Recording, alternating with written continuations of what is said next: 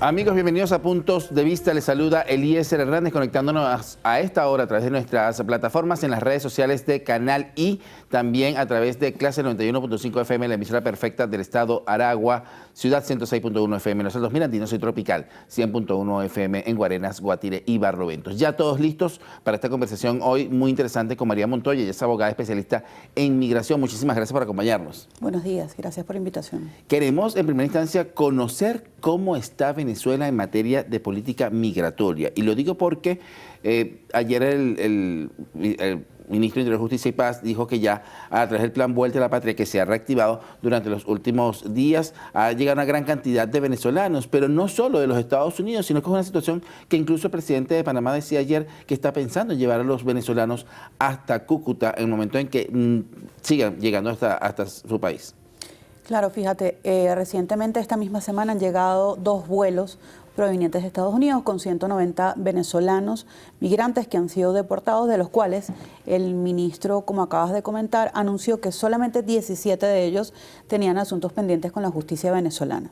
Ahora bien, con respecto a cómo se trasladan esos venezolanos hacia Venezuela, en materia regulatoria o migratoria, viendo cómo se han puesto un poco más intrínsecas o se han apretado las normativas en Estados Unidos para el ingreso no solamente de venezolanos, sino de la migración en general. Todo el norte del continente va a tratar de también regularizar y en consecuencia tratar de enviar a venezolanos a Venezuela. ¿De qué forma? A través de vuelos e inclusive abriendo canales humanitarios por tierra para la llegada de estos venezolanos, y por eso es que Panamá indica que los trasladará, por lo menos hasta Cúcuta.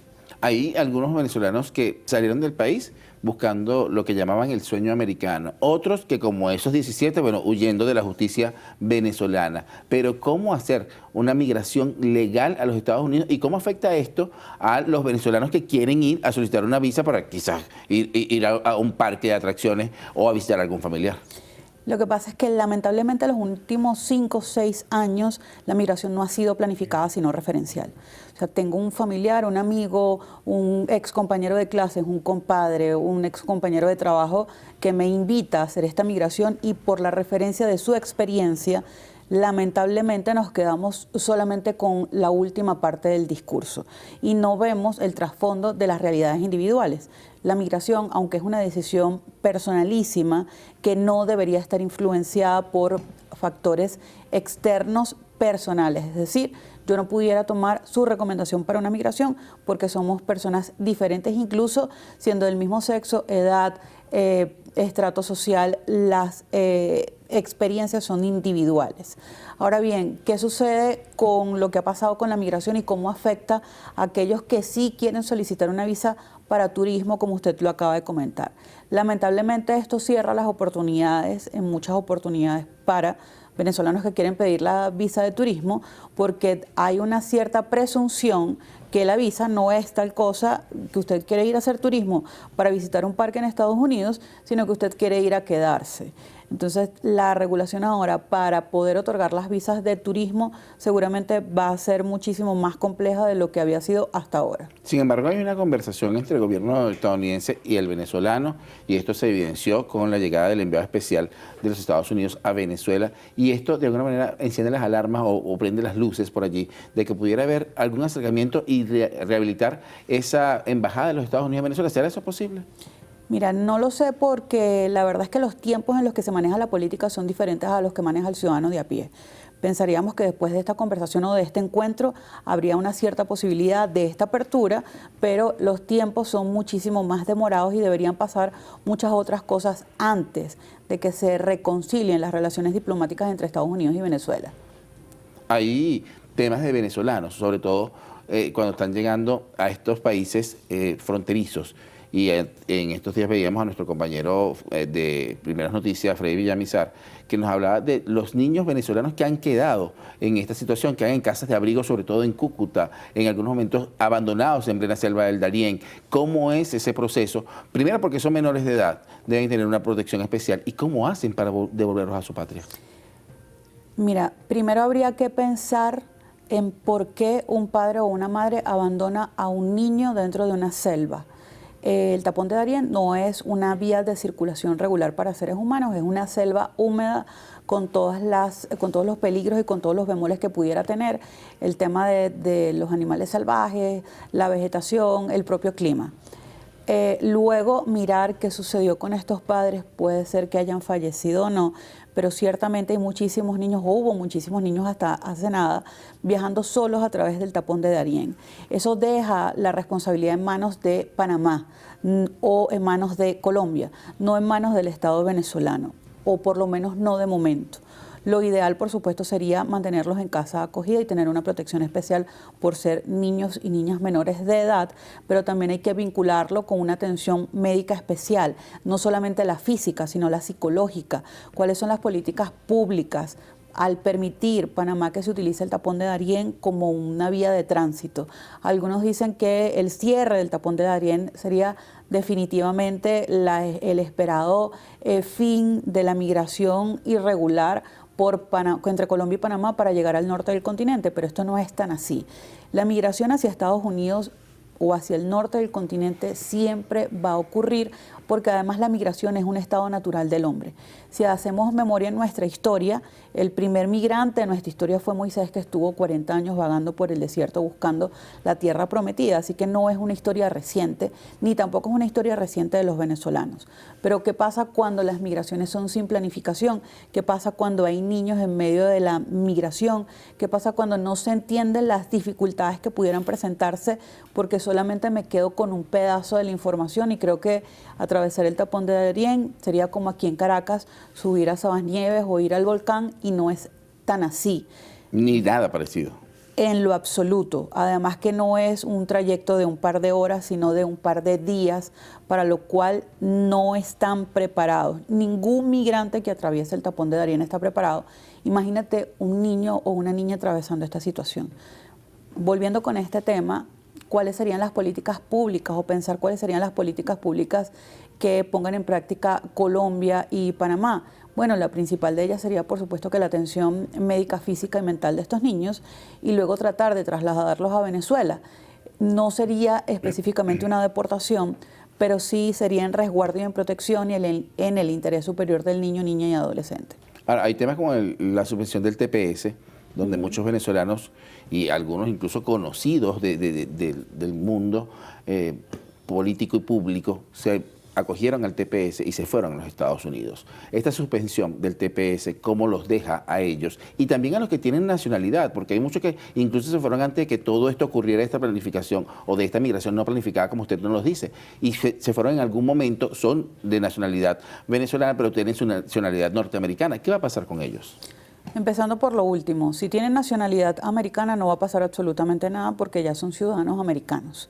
Ahora bien, el TPS no es una suspensión. De momento erradicaron la posibilidad de hacer una solicitud de levantamiento de esta medida, que además es una protección temporal, igual que el paro humanitario. Pero el no entender que era una protección temporal y que en algún momento hubo una extensión del plazo de vigencia de la misma, y creer o tener la creencia de que esta protección, repito, temporal, iba a convertirse en una salvaguarda o en una vía de escape para tener una residencia permanente, es un error conceptual que además tuvieron muchos venezolanos. 600.000 venezolanos plegados al TPS, que sí les permitía un permiso de trabajo, que sí les daba un Social Security para poder establecerse legalmente por un tiempo definido. Lo mismo que pasaba con el parol, que se estableció durante 2 años. Y hubo un grupo de venezolanos, una cantidad importante de venezolanos que disfrutaron de esta medida de alivio migratorio. Pero ¿qué pasa ahora? Si durante el tiempo que estuvieron amparados en el TPS no buscaron saltar o modificar o cambiar su estatus migratorio a otra cosa, lamentablemente en este momento están en una situación irregular y pueden ser objeto de deportación. Esa es la realidad. Los ánimos están extremadamente caldeados para la comunidad venezolana en Estados Unidos. Ya hemos visto que efectivamente las deportaciones empezaron a suceder. Hemos visto que las redadas de migración empezaron a suceder. Más de 1.000 personas arrestadas por día. Que estén o no en una situación irregular es digamos que otro asunto, pero sin duda es una situación a la cual le está prestando atención el presidente Donald Trump y que además los organismos encargados de migración en Estados Unidos están siendo bastante estrictos. Ahora, se sabe mayormente de venezolanos en el Doral, en la Florida, pero nos sorprende que el primer vuelo haya sido directamente desde Texas. Porque Texas tiene la frontera sur, el primer paso fronterizo que utilizan o el más grande que se utiliza para llegar a Estados Unidos. Además, recordemos que existía la aplicación CBP One, que estando del otro lado de la frontera tenían la oportunidad de utilizar los migrantes no solo venezolanos, sino latinoamericanos y centroamericanos para llegar y entregarse a las autoridades americanas y poder tener la cita o la entrevista de miedo creíble. Sin embargo, la CBP One también fue eliminada, ya la aplicación no existe, está bajada tanto de iOS como de Android, y es otra posibilidad que salió del mapa para cualquier migrante que intentara entrar a Estados Unidos. Ahora tenemos que hablar no solo de esa situación de ingreso, sino también los que ahora quieren salir y están buscando de alguna manera tener la posibilidad de salir sin perder los beneficios en algunos casos que tienen, porque también es uno de los temores que existen. Tengo una nacionalidad, pero si voy y vengo, me la pueden revocar. ¿Qué puede pasar allí? Lo conversamos al regreso de la pausa con María Montoya, abogada especialista en migración. Esto es Puntos de Vista, ya venimos con más. Bien, continuamos con más de Puntos de Vista, conversando hoy con María Montoya, abogada especialista en migración, y le teníamos un escenario que está pasando, quizás algunos con falta de información, si tienen la nacionalidad estadounidense y necesitan salir del país a Venezuela por cualquier situación, a lo mejor familiar, a lo mejor de salud, cualquier situación que les pueda ocurrir, ¿es posible que les revoquen su nacionalidad? Fíjate algo, hay un error conceptual. La revocatoria de la nacionalidad ocurriría en algún caso de la comisión de un crimen de lesa humanidad, un crimen de guerra, un crimen político que se considere dentro de esa legislación. Ahora bien, una decisión del presidente Trump de revocar nacionalidades sería cuestionable, tanto como fue cuestionable la decisión o la firma de la orden ejecutiva de eliminar el ius solis, que es el permitir que un ciudadano cualquiera, o una ciudadana en este caso, embarazada, pueda tener un parto en Estados Unidos y ese producto, niño o niña, sea de nacionalidad norteamericana. ¿Por qué le revocaron la orden ejecutiva a través de la decisión de un juez federal? Porque sería la modificación de una enmienda constitucional, la 14ª enmienda de Estados Unidos de la Constitución. No puedes revocar a través de una orden ejecutiva una decisión constitucional. Lo que pudieras hacer es revocar una orden ejecutiva con otra orden ejecutiva, que fue lo que pasó con el TPS, que sí pudo haberlo revocado. Ahora bien, que próximamente seguramente vamos a ver organizaciones pro migrantes que quisieran demandar esta decisión, seguramente es así. Pero en el caso de la nacionalidad sería muy difícil, o lo vemos desde la consultora, muy difícil que se revoque. ¿Qué es lo que sucede con las personas que viajan y están bajo alguna figura regulatoria en Estados Unidos? Por ejemplo, solicitaste el TPS, estás en Estados Unidos y les permitía viajar. Usted pide el TPS como alivio migratorio porque, según sus dichos, usted tiene temor a perder la vida o hay un riesgo palpable de perder la vida en su país de origen. Pero usted pide un permiso para viajar a su país de origen. Es una incongruencia y muchísima gente lo hizo. También pudiera ser una de las causas que llevaron a la decisión del presidente Trump de eliminar la medida del TPS. Quizás pudiera ser. Hay muchos factores que juegan en contra de la población venezolana en Estados Unidos, porque algunos pocos pervirtieron la naturaleza jurídica de estas instituciones que simplemente buscaban resguardar a una población, digamos que en una situación desvalida o de debilidad. Ahora, estos migrantes que salieron, que estaban allá con la figura de TPS o con cualquier otra figura, pero hablan principalmente del TPS porque están siendo deportados. Cuando llegan a Venezuela, sus derechos, por ejemplo, a la identificación, siguen intactos, siguen con derecho de sacar su cédula de identidad, de optar por un pasaporte, de volver a pedir una visa, a lo mejor no en los Estados Unidos, o sí la pueden pedir nuevamente en los Estados Unidos. No solamente TPS, sino para el humanitario. Recordemos que ambas medidas fueron revocadas a través de órdenes ejecutivas. Cualquier venezolano que sea deportado, o cualquiera que sea deportado de Estados Unidos, a su país de origen no puede volver a entrar. Y si entra, corre peligro de tener una pena privativa de libertad. O sea, quedaría erradicado de poder regresar a Estados Unidos todo aquel que haya sido deportado. Ahora bien, regresa a su país de origen, no hay ninguna limitación ni en la identificación, ni en el derecho al trabajo, ni el derecho a la salud, ni el derecho al estudio, porque se supone que estas personas deportadas no han cometido ningún delito en su país, sino que simplemente emigraron y en ese país no tuvieron la posibilidad de regularizarse y los deportaron a su país de origen. Pero no existe tal cosa como que ahora llego a mi país y como me deportaron en Estados Unidos, me van a tomar como un delincuente y ahora voy a tener una medida privativa de libertad. No, sí, solo sí, yo al salir de Venezuela tenía una orden de búsqueda, había sido imputado por algún delito y me fui huyendo de la justicia. Sí, en esos casos... Y en el caso de que estén vinculados, que se demuestre o que se presuma, mejor dicho, que estén vinculados a algún delito porque no esté comprobado. Es que la presunción de inocencia existe por algo y es un derecho constitucional. No se puede, yo puedo presumir que alguien está en la comisión de un delito, pero hasta que no se demuestre. Tiene orden de captura. Tiene orden de captura, pero hay un proceso. Tiene que pasar por un proceso hasta que se demuestre que efectivamente la persona es culpable. En ese caso, si hay una orden de captura, efectivamente va a haber una privativa de libertad, pero si no, no existiría. De hecho, lo anunció el ministro ayer o antes de ayer, que decía que apenas eran 17 personas las que tenían asuntos pendientes con la justicia venezolana. Si son menores de edad, estos deportados, al momento de llegar a nuestro país, ¿cuáles son las condiciones? ¿Se mantienen igual a un niño venezolano, a un menor de edad venezolano? ¿Qué habría de diferenciarlos? No sé, el momento de la deportación, por ejemplo. A ver, según la Declaración Universal de Derechos Humanos, la protección a los niños, niñas y adolescentes debe ser universal. Es decir, el resguardo de estos debe ser primigenio inclusive antes que el cuidado de un adulto. Vimos que fueron trasladados esposados porque en Estados Unidos, ojo, trasladados esposados hasta el avión, porque en Estados Unidos están en la comisión de una infracción en esa legislación. Claro, en el avión no estaban esposados ni llegaron esposados acá. Tampoco, porque ya estando en el avión se supone que están en una especie de terreno venezolano o territorio venezolano, para ser un poco más llana en la explicación. Al llegar a Venezuela se encuentran en su país y las condiciones son iguales para todos, no cambia absolutamente nada. Son venezolanos con los mismos deberes y obligaciones que cualquier otro, no importa si usted está dentro o fuera de su país. Igual con los niños, ¿qué es lo que sucede?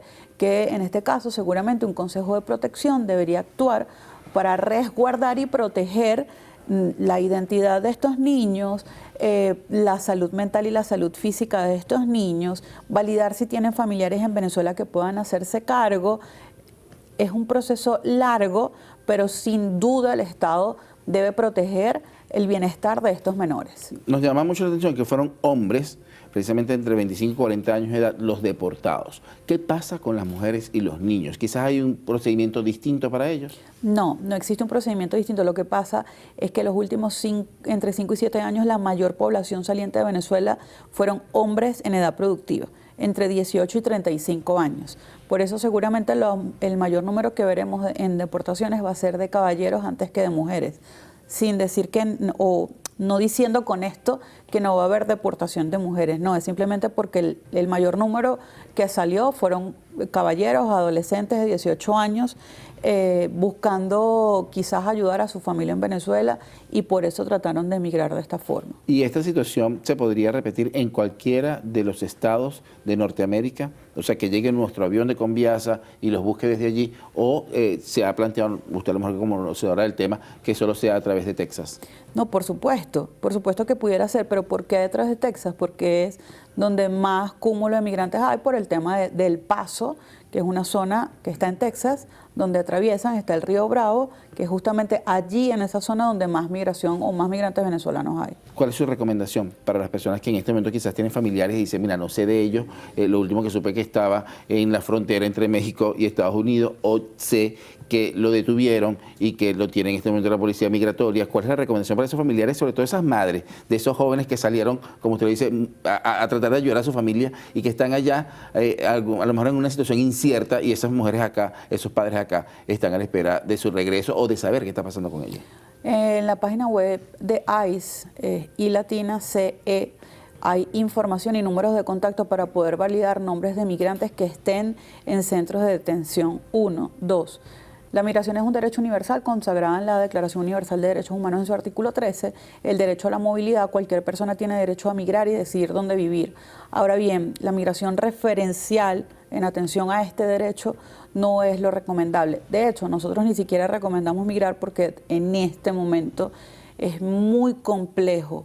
Lo que recomendamos es que si la decisión está tomada, que sea planificada dentro de los límites posibles de cada persona o de cada venezolano que lo decida.